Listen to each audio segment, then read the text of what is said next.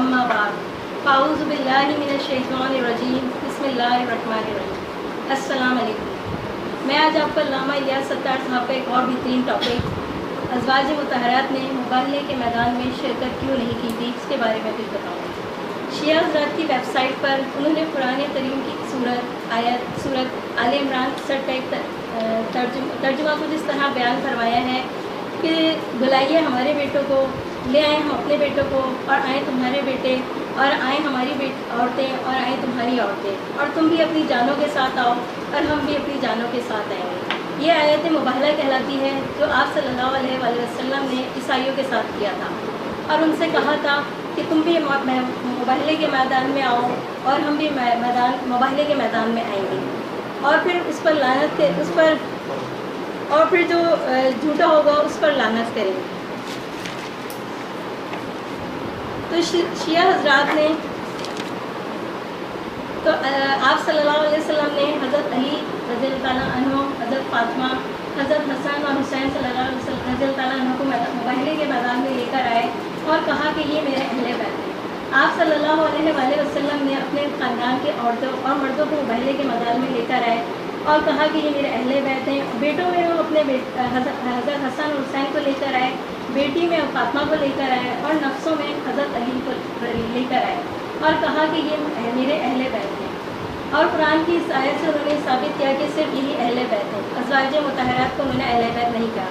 लेकिन अल्लाह ताला की शान देखें कि कुरान करीम में उन्होंने सूरह अहज़ाब की आयत नंबर 32 और 33 में कहा कि ए पैगम्बर की बीवियों, तुम नेक अमल करती रहो और हम तुम्हें उसका दुगना अजर देंगे, और तुम फरमाबरदार और तुम फरमाबरदारी इख्तियार करो और नरम लहजे में किसी अजनबी से बात करो, दस्तूर के मुताबिक नरम लहजे में बात ना करो बल्कि दस्तूर के मुताबिक बात करो, और अल्लाह और नमाज कायम करो और ज़कात दो और अल्लाह और उसके रसूल की फरमाबरदारी करो। इसी तरह कुरान में दूसरी जगह कहा कि ए अहले बैत, ए पैगम्बर की अहले बैत, तुम अल्लाह ताला तो हम तुमसे गंदगी दूर करना चाहते हैं और तुम्हें पाक साफ करना चाहते हैं। तो कुरान की ये आयत भी साबित करती है कि अल्लाह ताला ने उनको उन्हीं को अहले बैत कहा।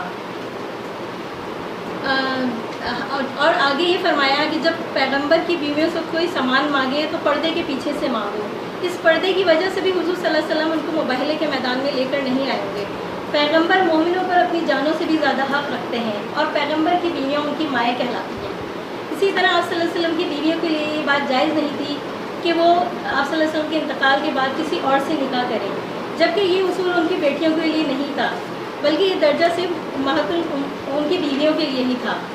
इसी तरह आप सल्लल्लाहु अलैहि वसल्लम पर आयत मुबाहला नाजिल हुई तो क्योंकि वहाँ पर उन्होंने अनफुसा से मुराद आप सल्लल्लाहु अलैहि वसल्लम ने अपने आप को लेकर गए, और निसान से मुराद उन्होंने हज़रत फातिमा को लिया।